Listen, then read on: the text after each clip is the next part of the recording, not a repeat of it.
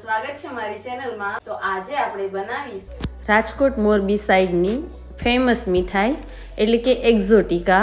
આ dry fruit Exotica ખૂબ જ ટેસ્ટી લાગે છે, એકદમ રીચ ફ્લેવરની હોય છે। રાજકોટ સાઈડ ગમે ત્યારે લગ્ન પ્રસંગ હોય તો એમાં આવી મીઠાઈઓ રાખવામાં આવે છે અને જો તહેવારોમાં તમે આ મીઠાઈ ઘરે બનાવશો તો બધાને ખૂબ જ ભાવશે। તો આ મીઠાઈની રેસીપી સાવ સહેલી છે, તો ફટાફટ રેસીપી શરૂ કરી દઈએ। તો અહીંયા મેં 250 ગ્રામ જેટલા કાજુને લીધા છે। અહીંયા તમે કાજુના ટુકડા લઈ શકો છો। હવે એને આપણે 1 થી 2 મિનિટ સુધી ધીમા તાપે ફક્ત શેકી લેવાના છે અને પછી ઠંડા પડે એટલે મિક્સર જારમાં ગ્રાઇન્ડ કરી અને એનો ફાઇન પાવડર બનાવી લઈશું।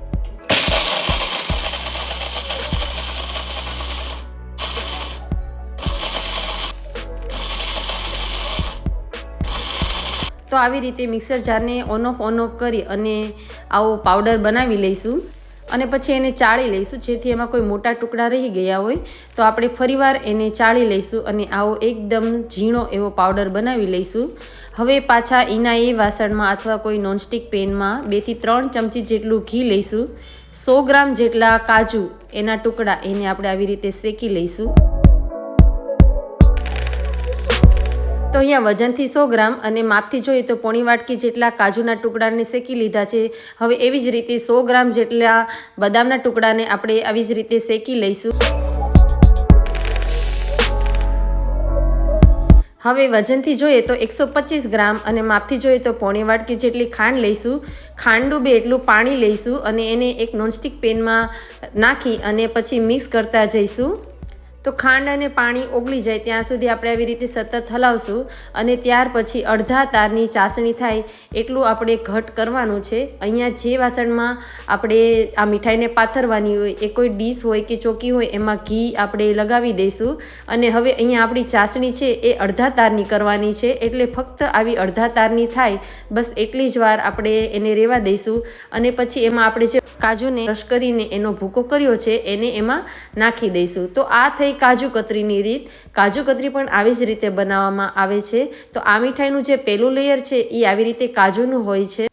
તો છે ને એકદમ સહેલી રીત। અહીંયા આપણે જો તાર છે એ અડધો જ લાવવાનો છે, વધારે આપણે એક તારની કે વધારે તારની ચાસણી કરશું તો જે આ મીઠાઈનો જે બેઝ છે ને એ થોડો કડક બની જશે અને આવી રીતે સ્મૂથ બેઝ બનાવવા માટે આપણે ફક્ત અડધા તારની ચાસણી લાવીશું અને જેટલા માપનું આપણી પાસે કાજુના ટુકડાનો ભૂકો હોય ને એનાથી અડધી આપણે ખાંડ લેવાની છે। અહીંયા મેં 250 ગ્રામ જેટલા કાજુ લીધા હતા એટલા માટે મેં અહીંયા 125 ગ્રામ જેટલી ખાંડ લીધી છે અને હવે એમાં આવું મિશ્રણ ઘટ થઈ જાય ને એટલે 1 ચમચી મેં અહીંયા ઘી ઉમેર્યું છે અને પછી એમાંથી થોડુંક મેં મિશ્રણ લીધું। તો આવી રીતે હાથમાં ચોટતું નથી અને આવી રીતે ગોળી વળી જાય છે, તો બસ આપણે આટલું જ એને અંદર રહેવા દેવાનું છે અને પછી ગેસની ફ્લેમ છે એને આપણે ઓફ કરી દઈશું અને એને આપણે જે ડીશમાં પાથરવાનું છે એમાં પાથરી અને પહેલું લેયર છે એને આપણે અહીંયા પાથરી દઈશું એટલે કે ઢાળી દઈશું અને પછી એને આપણે જેટલી મીઠાઈ બનાવવાની હોય એટલામાં આપણે ફેલાવી દઈશું। તો અહીંયા આપણી મીઠાઈ છે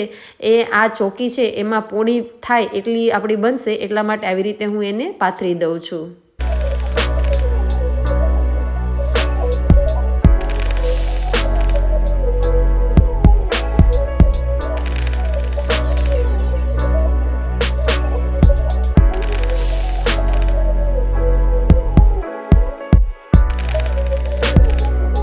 તો હવે આપણું જે પહેલું લેયર છે બની ગયું છે, હવે એને ઠરવા દઈશું। ત્યાં સુધીમાં હવે આપણે આગળની તૈયારી કરી લઈશું। અહીંયા મેં 500 ગ્રામ જેટલો વ્હાઇટ કમ્પાઉન્ડ ચોકલેટનો મોડ લીધો છે। તો આ મીઠાઈ માટે આપણે 250 ગ્રામ જેટલી ચોકલેટ જોશે। તો અહીંયા 250 ગ્રામ જેટલી ચોકલેટને એટલે કે આનાથી અડધી ચોકલેટ છે એને આપણે આવી રીતે છીણી લઈશું અથવા તો આવી રીતના બારીક આપણે કટિંગ કરી લઈશું। પણ જો આવી રીતે ટુકડા કર્યા હોય તો મોટા ટુકડા રહી જશે, તો પછી ઓગળવામાં થોડી વાર લાગે છે અને છીણવાથી તરત જ એ ઓગળી જાય છે। એક વાસણમાં મેં અહીંયા ગરમ પાણી મૂકી દીધું છે, તો એની અંદર ચોકલેટના જે આપણે ચોકલેટ જેમાં મેલ્ટ કરવાની છે ને એ વાસણને મૂકી દેવાનું અને પછી સતત હલાવતા રહીશું। અહીંયા ફક્ત 60 થી 70% ચોકલેટ ઓગળી જાય પછી આપણે ગેસની ફ્લેમને બંધ કરી દઈશું અને પછી આ વાસણને બહાર લઈ લઈશું અને પછી મેલ્ટ કરી દઈશું। આ ચોકલેટ ફક્ત થોડીક જ વારમાં મેલ્ટ થઈ જાય છે. આપણે એને સુધારી એટલે કે કાપીને એમાં એડ કરી છે, એટલા માટે આ વધારે ટાઈમ લેશે નહીં. આ ફક્ત 2 થી 3 જ મિનિટમાં બની જાય છે. તો આવી રીતે 60 થી 70% મેલ્ટ થઈ ગયું છે. તો હવે આપણે ગેસની ફ્લેમ બંધ કરી દઈશું અને હવે આપણું જે મિશ્રણ છે એના ઉપર આપણે જે બદામ શેકીને તૈયાર કરી હતી, ઘીમાં જેને આપણે શેકી હતી, એ બદામને આપણે આની ઉપર એક લેયર કરી દઈશું અને ત્યાર પછી કાજુને પણ આપણે ઘીમાં શેક્યા હતા એની પણ આપણે લેયર કરી અહીંયા નાખી દઈશું. હવે ચોકલેટને આપણે મેલ્ટ કરવાની બીજી રીત જોઈએ. તો થોડી ચોકલેટ જો આપણે મેલ્ટ કરવી હોય ને તો એક નાનું વઘાર્યું હોય એમાં પાણી નાખી અને પાણી ગરમ થાય એના ઉપર એક વાટકો લઈ અને એમાં છીણેલી ચોકલેટ છે એને ફક્ત 1 જ મિનિટમાં આ મેલ્ટ થઈ જાય છે. આ રીતે મને આ રીત વધારે ગમી એટલા માટે મેં આ રીત પણ શેર કરી છે. અહીંયા મેં એક્ઝોટિકા માટે 2 અહીંયા ફ્લેવર યુઝ કરી છે, ડાર્ક ચોકલેટ અને વ્હાઇટ ચોકલેટ બંનેની. એટલા માટે હું થોડી ચોકલેટ મેલ્ટ કરતી જઈશ અને આના ઉપર નાખતી જઈશ. જો તમારે ફક્ત વ્હાઇટ ચોકલેટનો જ બનાવવું હોય તો તમે આ ચોકલેટની અંદર કાજુ બદામનું મિશ્રણ નાખી અને પછી આની ઉપર લેયર કરી શકો છો, અથવા મેં જે રીતે કર્યું એવી રીતે પણ તમે લેયર કરી શકો છો.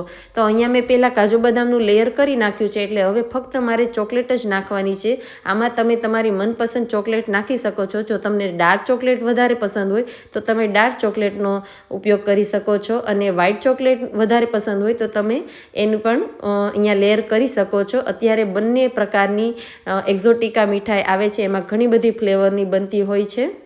તો હવે અહીંયા મેં વ્હાઇટ ચોકલેટ છે એને આવી રીતે થોડી મેલ્ટ કરી અને એના ઉપર મેં પાથરી દીધી છે અને ત્યાર પછી હવે ડાર્ક ચોકલેટ છે એને પણ મેં મેલ્ટ કરી અને અડધા ભાગમાં મેં એ ડાર્ક ચોકલેટ છે એને સ્પ્રેડ કરી છે. એને પણ આવી જ રીતે મેં મેલ્ટ કરી અને સ્પ્રેડ કરી છે. આવી રીતે આપણે કરશું એટલે આપણે વધારે ચોકલેટ જો નાખવી હોય તો વધારે પણ નાખી શકીએ છીએ અને આપણી જરૂરિયાત મુજબ, આપણી પસંદ મુજબ આપણે થોડી ઓછી અથવા થોડી વધારે ચોકલેટ અહીંયા નાખી શકીએ છીએ. આના ઉપર મેં પિસ્તાની કતલીઓ નાખી છે જેથી ખૂબ જ સરસ દેખાવમાં પણ લાગશે અને આ ડ્રાયફ્રૂટ એક્ઝોટિકા ખૂબ જ સરસ ટેસ્ટી પણ બનશે. આ મીઠાઈ તમે જો ઘરે બનાવશો ને તો બગડશે તો નહીં જ, પણ બધાને પસંદ તો ખૂબ જ આવશે, એની હું ગેરંટી લઉં છું. એકવાર તમે આ જે મીઠાઈ છે ને એ ઘરે જરૂરથી બનાવજો. આના માટેનો મોલ્ડ છે ને મેં ઓનલાઈન મંગાવ્યો હતો, પણ અહીંયા કરિયાણાના સ્ટોરમાં જો તમને ના મળે તો તમે ડેરી મિલ્ક ચોકલેટ અથવા બીજી કોઈ વ્હાઇટ ચોકલેટ છે એ લઈને પણ તમે મેલ્ટ કરી અને આ ચોકલેટ બનાવી શકો છો. જો તમારે વધારે ચોકલેટનો મોલ્ડ ના લેવો હોય તો તમે એવી રીતે પણ કરી શકો છો. આ ચોકલેટને મેં અહીંયા મેલ્ટ કર્યા પછી મેં 10 મિનિટ ફ્રીઝરમાં મૂકી દીધું જેથી ઝડપથી ઠરી જાય, એટલે વધારે થોડી ઉપરથી અહીંયા હાર્ડ થઈ ગઈ છે અને ત્યાર પછી મેં કાપા કર્યા છે. તો આ મીઠાઈ એટલી સરસ ટેસ્ટી બની કે મારા બાળકોને પણ ખૂબ જ ભાવી. એ લોકોને અમસ્તા બીજી મીઠાઈઓ જો તમે ખવડાવો ને તો નથી ભાવતી હોતી, પણ ચોકલેટવાળી મીઠાઈ તો બધાની ખૂબ જ ફેવરિટ બની જાય છે. અને દિવાળી ઉપર જો તમે આ મીઠાઈ સર્વ કરશો તો મહેમાનો પણ તમારા વખાણ કરશે કે વાહ, આ મીઠાઈ તમે કેવી રીતે બનાવી. તો આવી મીઠાઈ એકવાર જરૂરથી તમારા ઘરે ટ્રાય કરજો અને મને કોમેન્ટ કરીને જણાવજો કે આજનો રેસીપી વિડીયો તમને કેવો લાગ્યો. જો ગમ્યો હોય તો લાઇક અને શેર કરજો. ચેનલ ઉપર નવા હો તો ચેનલને સબસ્ક્રાઈબ કરી લેજો. તો એક એક્ઝોટિકા તમે જુઓ તો કેટલી સરસ ટેસ્ટી બની છે અને ખૂબ જ સરસ દેખાવમાં પણ બની છે. રક્ષાબંધન ઉપર મારી બેન જસદણથી આવી ત્યારે આ મીઠાઈ લઈને આવી હતી. ત્યારે જ મેં નક્કી કર્યું હતું કે દિવાળી ઉપર મારે આ મીઠાઈ તો બનાવવી જ છે અને મેં આ મીઠાઈ ઘરે બનાવી અને ખૂબ જ સરસ બની. તો તમે પણ ઘરે ટ્રાય જરૂરથી કરજો. આ મીઠાઈ બનાવ્યા પછી આને ફ્રીજમાં રાખવી જેથી કરી આ ઓગળી ન જાય. જેવી રીતે આપણે ચોકલેટને ફ્રીજમાં રાખીએ છીએ તેવી જ રીતે આ મીઠાઈને પણ ફ્રીજમાં રાખશું તો આ લાંબો ટાઈમ સુધી સારી રહેશે અને મેલ્ટ નહીં થઈ જાય. તો હવે મળીશું મારા નવા વિડીયો સાથે. ત્યાં સુધી આવજો.